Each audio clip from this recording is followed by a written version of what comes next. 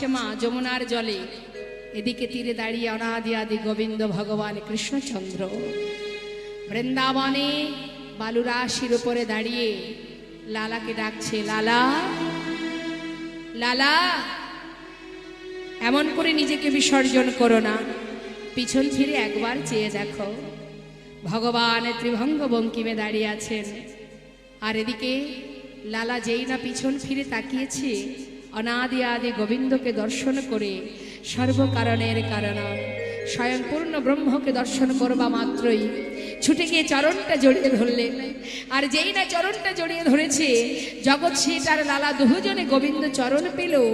জগৎ শেঠ বলে উঠলেন, দয়াময়, আজ তোমার দেখা পেলাম প্রভু, তোমার দেখা পেলাম বটে, কিন্তু তুমি একা কেন এলে? একবার যুগল হয়ে দাঁড়াও। রাধা গোবিন্দ যুগল হয়ে দাঁড়ালেন, আর লালা জগৎ শেঠ দুটি বাহু প্রসার করে বললেন, এসো প্রভু। চোখের সামনে নয়, মামা অন্তর মন্দিরে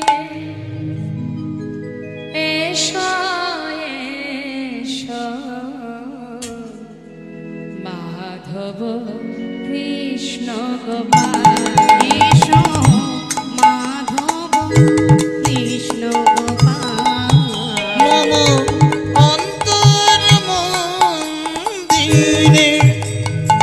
প্রভু এসো এসো, মাধব কৃষ্ণ গোপাল গোপাল, মাধব কৃষ্ণ গোপাল। এসো এসো তুমি এসরি দিবাছে, অন্তর জামি হরে প্রাণে প্রিয় রাজে। এসো এসো তুমি এসরি দিমাঝে, অন্তর জামি হরি প্রাণে প্রিয় রাজে। অধরে বাসিয়া মধুর হাসিয়া, অধরে বাসিয়া মধুর হাসিয়া। এসো এসো কৃষ্ণ গোপাল, এসো মাধব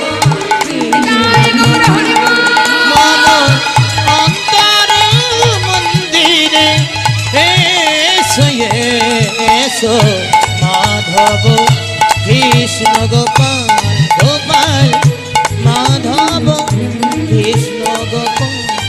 এসো মাধব কৃষ্ণ গোপাল।